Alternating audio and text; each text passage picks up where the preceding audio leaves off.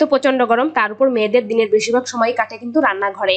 আর এই গরমে রান্নাই হচ্ছে সব থেকে কঠিন কাজ। আর এই ভয়ে আজকে একদম ভোরে উঠে সারাদিনের রান্না বান্না করে নিলাম। তো এখন ওই সকাল 6:30টার মতন বাজে, ভাত বসিয়ে দিয়েছি, ডালও বসিয়ে দিয়েছি। 2টা ডিম একটু ভালো করে ফেটে নিলাম। ওই মসুর ডাল একটু বেশি করে পেঁয়াজ রসুন দিয়েই মসুর ডালটা সোমবার দিয়ে নিলাম। আর মসুর ডালটা এই দেখা যায় পেঁয়াজ রসুন দিয়ে করলেই কিন্তু বেশি ভালো লাগে। বাসায় তো বেশিরভাগ টাইম মসুর ডালই খাওয়া হয়। ওই মুগ ডাল খাওয়া হয় শুক্রবারে বা যেদিন নিরামিষ খাওয়া হয়। তো ডিমও ভেজে নিলাম। শ্রীমন সোনাও ঘুম থেকে উঠে গেছে, শ্রীমনকে ভাত খাইয়ে দেবো, শ্রীমনের পাপাকেও ভাত দিয়ে দেবো। আর মাছ বের করে নিয়েছি, রুই মাছ। যা যা রান্না বান্না হবে সব এখন কেটে ধুয়ে রেডি করব। আজকে রান্না বান্না ছাড়া সারাদিন অন্যান্য কাজকর্মও তেমন বেশি করব না। একদমই ভালো লাগতেছে না গরমে। রাত্রে ভালো ঘুমও হয়নি, তো ভাবছি রান্না বান্না শেষ করে একটু ঘুমিয়ে নেব। রান্না করতে আর বেশি সময় লাগবে না। ওই আলু আর বেগুন দিয়ে করব রুই মাছের একটা ঝোল, আর ঢেঁড়স ভাজি করব পেঁয়াজ দিয়ে। এই হলো আজকে সারাদিনের রান্না বান্না। আর যেহেতু ডাল করা হয়েছে, তো দেখা যায় ডাল করলে সে যাই রান্না করি হয়ে যায়। তো মাছটা ভালো করে এখন পরিষ্কার করে ধুয়ে নেব। শ্রীমন সোনাকে ওই আলু আর ঢেঁড়স দিয়ে একটা আলাদা করে ঝোল রান্না করে দেব। এইদিকে আবার ওই লেবুর শরবত করে নিলাম। বেশি গরম পড়লে প্রতিদিনই শরবত করা হয়, বিশেষ করে লেবুর শরবতটাই করা হয়। মাঝে কিন্তু সকালের খাওয়া দাওয়া করাও আমাদের হয়ে গেছে। তো শ্রীমন সোনাকে একটু লেবুর শরবত খাইয়ে দিয়ে আমিও খেয়ে নিলাম। তো এখনই রান্না বান্না করতে চলে যাব। বেশ কিছু টাইম শ্রীমন সোনার কাছে বসেও ছিলাম, ওই 20-25 মিনিট।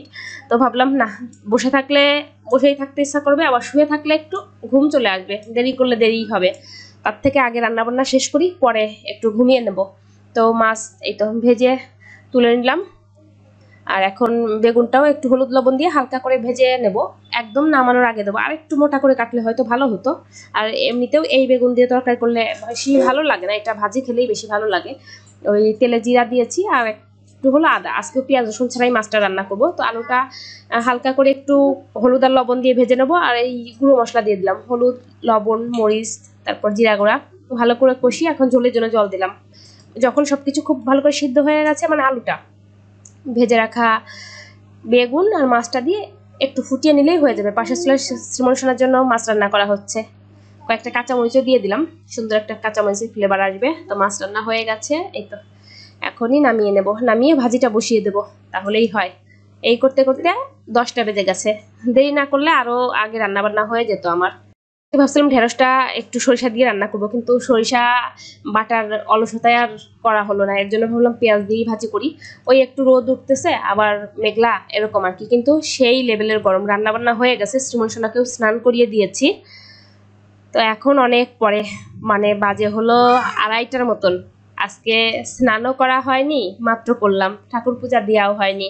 শ্রীমন সোনাকে ঘুম পাড়িয়ে ওর সাথে আমিও ঘুমিয়েছিলাম। আজকে একদমই ভালো লাগতেছিল না। প্রতিদিন তো ওই যে একদম নিয়ম মতো সকালে রান্না করে স্নান করি, তারপর পূজা দেই, তারপর আবার রান্না করি। আজকে মাঝে মাঝে এই যে একটু নিয়মের বাইরে চলতেও ভালো লাগে।